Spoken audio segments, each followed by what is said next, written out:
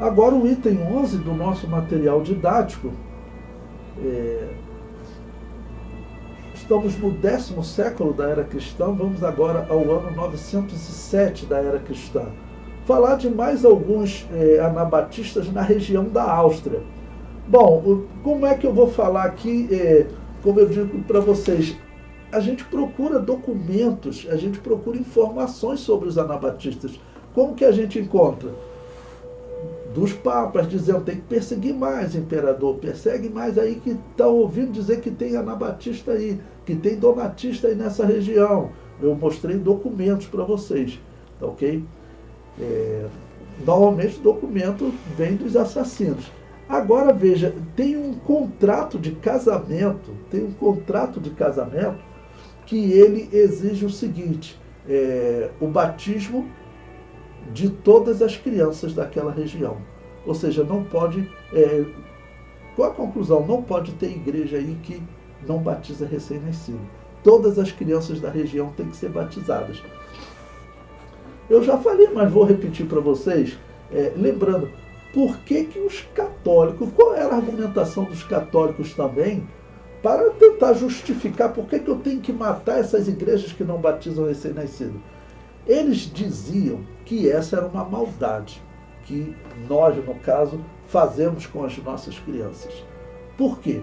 Porque eles diziam, essa criança, se ela morrer, ela vai para um purgatório especial para ela. Eles chamavam esse purgatório de limbo. É uma doutrina tão mal vista que já teve até Papa negando ela. Recentemente, agora no século XX. Porque vocês dizem, morreu uma criança de 1 mês, não batizou, ele é dessas igrejas anabatistas que não batizam.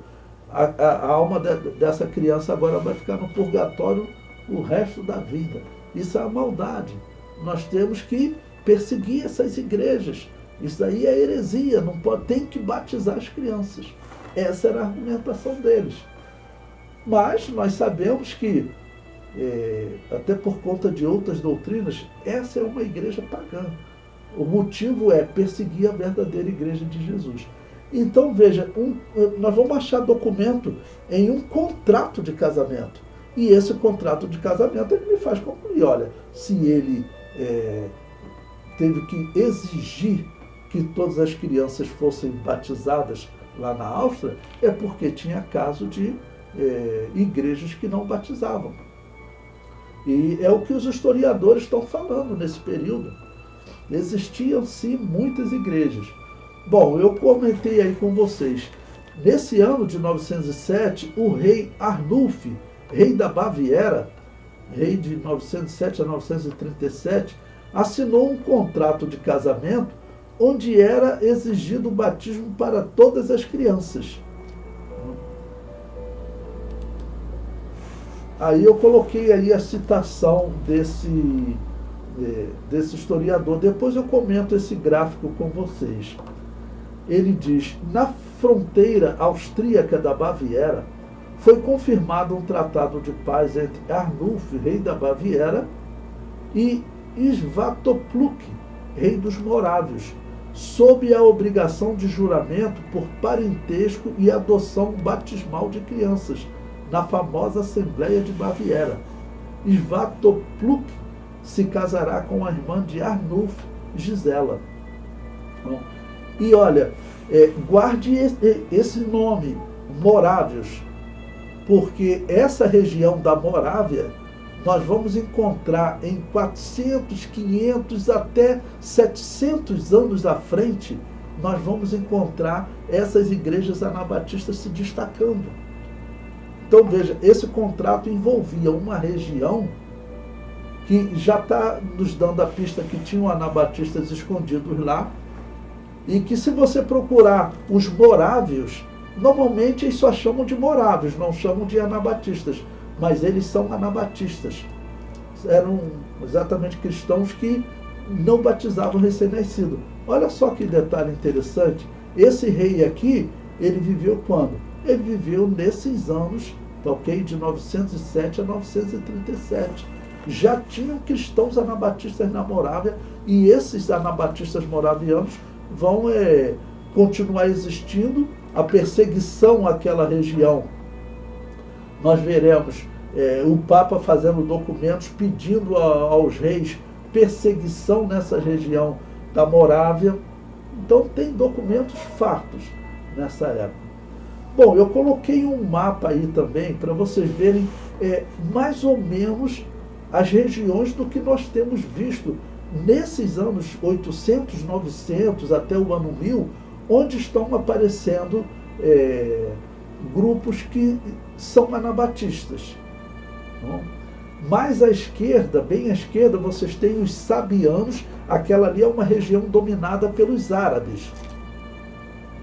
Eu falei para vocês que os árabes, os historiadores árabes, eles chamam os anabatistas de sabianos. Sabianos significa batizadores em árabe. Tá bom? E nós encontramos os sabianos desde os anos 600, eu falei para vocês. Bom, tinha um outro grupo, o segundo aí, da esquerda para a direita, que são os cátaros, que nós vamos estudar bastante sobre eles, que vivem na região da França, em Albi. Depois, os valdenses, que vivem no Piemonte, são anabatistas também, nós já estamos estudando sobre eles. Os leonistas, que vivem na Áustria, que é isso que nós estamos estudando agora. Os bogomilos e paulicianos, que viviam na Rússia e também na região da Bulgária. Não? Todas essas regiões onde viviam anabatistas. Histórias que nós conseguimos, mesmo diante dessa perseguição do exército bárbaro perseguindo. Cristãos sendo perseguidos à machadada, porque o exército bárbaro é exigido dele. O Papa exige que eles persigam. Não? Tanto é esse contrato aqui. Isso aí é uma exigência que vinha das autoridades católicas. O comentário prossegue. O fato de encontrarmos uma exigência do batismo de recém-nascido é uma evidência da existência de igrejas anabatistas nessa região. O contrato foi assinado com o rei dos Morávios, região da atual República Tcheca, onde a história revela a existência de muitas igrejas anabatistas. Como eu disse para vocês, nós vamos estudar sobre esses morávios até os anos 1700. E eles serão os grandes evangelizadores. Vocês podem procurar na história quem são os grandes evangelizadores da história. São os morávios, porque lá nos anos 1700, a igreja, a Inglaterra principalmente, e a Europa, começa a dar mais liberdade para os anabatistas. E esses morávios, eles fazem um trabalho evangelístico espetacular. Olha, nós estamos nos anos 900 e eu estou dizendo para vocês, eu vou mostrar documentos para vocês desses morávios 800 anos à frente. O historiador Christian descreve o que os inquisidores católicos escreveram sobre os anabatistas da Áustria. Veja, ele vai falar desde os anos 825. Veja o que... e antes, deixa eu fazer um comentário com vocês. Vocês podem pesquisar sobre esse John Christian. Ele é um historiador respeitadíssimo. A obra dele, História das Igrejas que só batizam adultos, História das Igrejas Batistas, é um livro respeitadíssimo, tanto nos Estados Unidos quanto na Inglaterra. É uma obra em 2 volumes, uma obra volumosa. Não? E ele defende isso na Inglaterra, nos Estados Unidos é normal. Ele defende exatamente o que eu estou dizendo para vocês. Sempre existiram igrejas fora da Igreja Católica. Veja o que ele diz. Entre todas as seitas, não há ninguém mais pernicioso para a igreja do que a dos leonistas. Aí ele até colocou entre aspas, valdenses. É outro nome que eles davam aos anabatistas. Na Áustria, eles chamavam por esse nome, leonistas. Ok? Valdenses. E por 3 razões. Isso é os católicos dizendo. Em primeiro lugar, porque é a mais antiga. Para alguns dizem que remonta ao tempo de Silvestre, 825 depois de Cristo, ele está dizendo, olha, esses leonistas aí, na Áustria, eles são muito antigos, desde 825, não? Outros até para o tempo dos apóstolos. Em segundo lugar, porque é o mais difundido. Dificilmente existe um país onde não existem. Em terceiro lugar, porque se outras seitas atacam com horror aqueles que as ouvem, os leonistas, pelo contrário, possuem uma grande aparência externa de piedade. De fato, eles levam vidas irrepreensíveis diante dos homens. E no que diz respeito à sua fé e aos artigos de seu credo, são ortodoxos. A única falha é que eles blasfemam contra a igreja, no caso, contra a igreja católica, né? Eles blasfemam contra a igreja católica e o clero, ou seja, blasfemam contra a igreja católica e os padres, pontos aos quais se sabe que os leigos em geral são facilmente levados embora. Esse historiador é um historiador anabatista ou um historiador batista, John Christian, como disse, ele escreveu em 1922 essa obra, ele está relatando o que um católico diz. E o católico diz, olha, eles são assim, irrepreensíveis na piedade, porque eram igrejas que viviam numa perseguição tão grande, então viviam no campo, irmãos, numa simplicidade.